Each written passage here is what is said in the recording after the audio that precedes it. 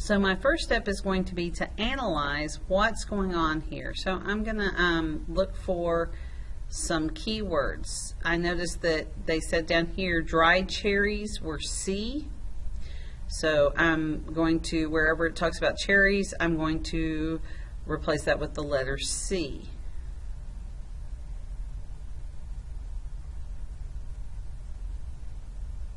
So it says dried cherries for $8, so I know that's going to be 8C. And here, dried cherries for $9 a pound, so that would be 9C. And then it says raisins is R, so raisins for $5 a pound, so that would be 5R. And raisins for $4 a pound, that would be 4R. And so $8 times the pounds of cherries, and tells me I'm going to put these together, so in this case that's going to be addition, and the total cost was $31. So 8C plus 5R equals 31. Similarly, 9C plus 4R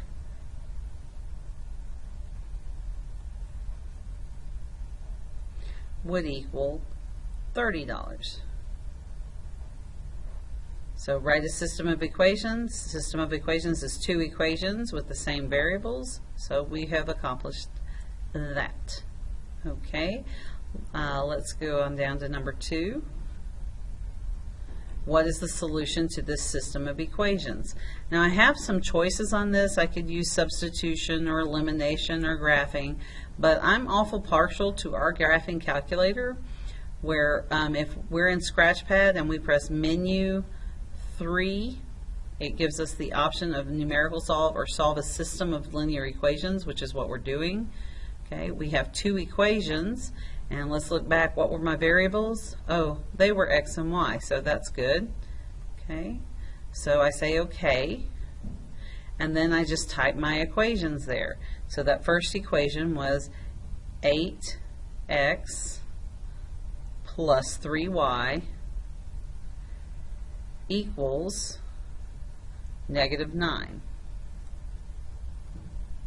And then my second equation, I just arrow down to that second box, was -y plus 8x equals -29. And then I just say enter, and it tells me my answer is -3,5. So the solution, what is the solution? The solution is -3,5. And that where x is -3 and y is 5. All right, let's look at another one. What is the solution? Okay, I would probably do the exact same thing. I would use menu 3-2,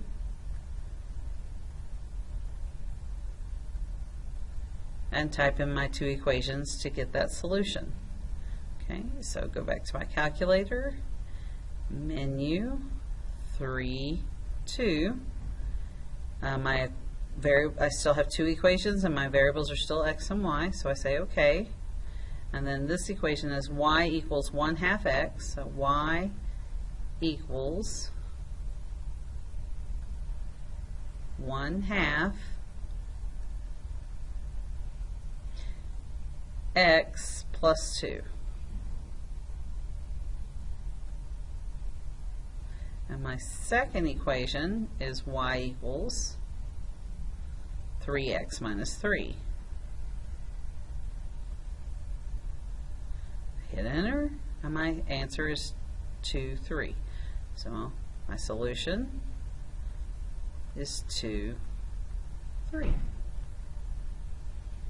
Okay, moving along. Number 4, a student had 28 coins in dimes and quarters. He had 2 less dimes than quarters. He wrote a system of equations to represent this situation, letting D represent the number of dimes and Q represent the number of quarters. Okay, what is the solution? All right, so we could play around with this and guess numbers to add up to 28, but I'm going to go with this kid's method, and he wrote a system, so I'm going to write a system. And it says I have 28 coins in dimes and quarters, and D represents dime, Q quarters, so the number of dimes plus the number of quarters equals 28. And then it says he had 2 less dimes than quarters. So the number of quarters he had would be equal to the number of dimes plus 2, or I could say the number of dimes was the quarters minus 2. Either way is going to work. I like this one because I like plus signs better than minus signs, just a personal preference. Okay, so I'm going to come back here, menu 3, 2. Now this time I still have 2 equations, but my variables are different. I have D and Q, so I'm going to change to D, comma, Q, and say OK.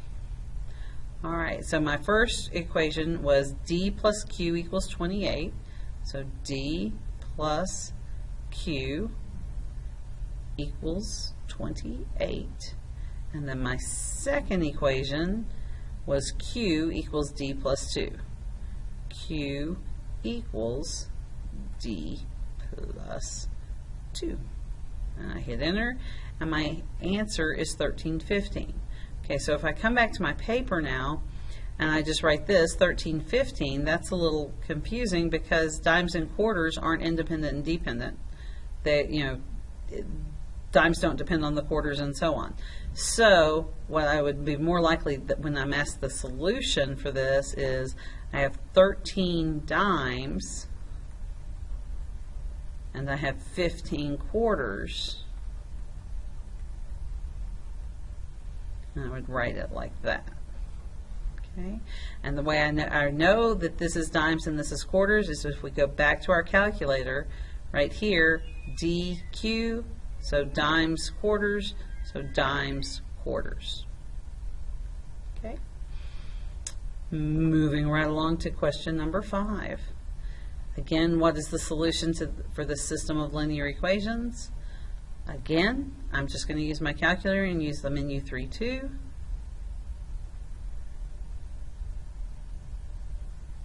This time my variables are x and y, so I'm just going to leave that alone and say OK.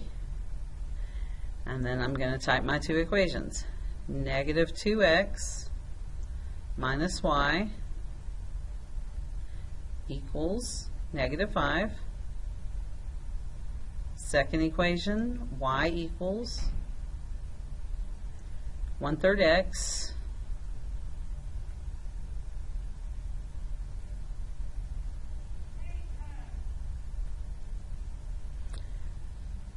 minus 2.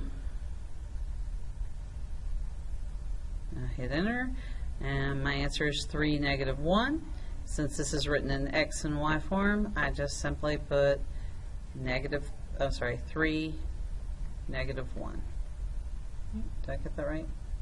Yeah, 3, negative 1. Okay. You might want to make yourself a note that you're using menu 3, 2 to do this. Okay. All right, number 6. A gift wrapper wants to wrap the lid of a rectangular box with 96 inches of ribbon. The length of the box is 5 times the width. What is the length that will meet the gift wrapper's conditions? Okay, so we have a box lid, okay, so it's rectangular, so that's kind of an estimation of what it would look like. And it says we're going to wrap it, so we're going to put ribbon along here, here, here, right? That's wrapping. Okay, so if we're using 96 inches of ribbon, then we're going around the outside. 90 is 96. When I go around the outside of a shape, that's perimeter, and I know that the perimeter of a rectangle, if this is the length and this is the width, then this is also the length and this is also the width. So I have 2 lengths and 2 widths. Okay, so in this case, 2L plus 2w is going to equal 96. The second part is the length, so that's my L, is, so equals 5 times the width. So that would be written as 5w. Okay. Now I've got my system. Let's go to the calculator. Menu 3, 2, still 2, but then I want L, comma, W. Enter. Okay, so my equation was 2L plus 2W equals 96. Oops, too many W's. Let me go back. 2W equals 96. And my second equation was L equals 5W.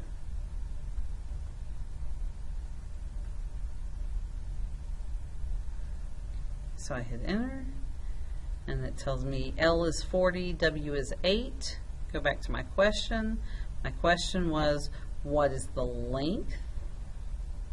Okay, so I just care about L being 40.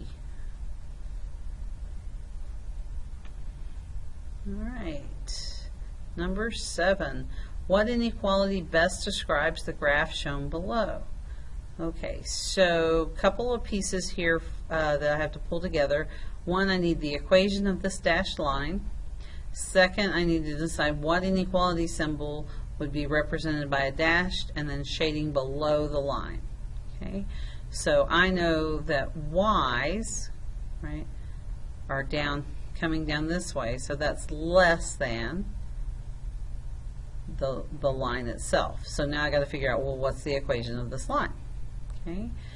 Oh, and it's less than because it's a dashed line. If it was solid, I'd put a line under my less than symbol. Okay. So let's see. I know my line starts here at -1, and then it's increasing, right, 2 over 1. So that'd be 2 over 1x, or simply y is less than -1 plus 2x. Okay. All right. Use the grid of the, use the grid to graph y is greater than or equal to -x minus 3, and then decide which one of these is a solution. Okay, so -3 means I begin at -3.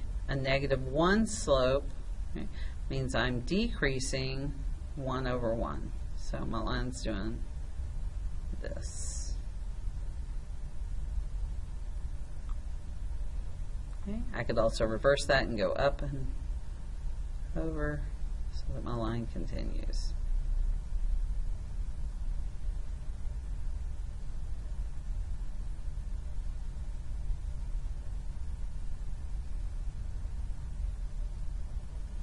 Okay, so my line is dashed, y is greater. Well, here's my y's. My y's are greater this way, so this would be my shaded region. Okay, anything above that line. And my line would be solid. Sorry about the waviness. Okay, so my line is solid, and it's greater than or equal to it. All right, so now what I would do is just take each point that they gave me and graph it on the grid here and see where it's located. So -3, -2 is right here. Okay, that's letter F. 2, -4, it's right here. That's G. -8, -3, there's H. And -5, +1, it's right there, so there's J. Okay, so these 3 points are in the non-shaded area, so they are not a solution. G is in the shaded area, so it is a solution. So G is our winner. Okay, so that brings us to the end of day 1. if you want to continue on, there will be another video entitled Spring Semester Final Review Day 2. Look for it on your favorite YouTube channel. Haha.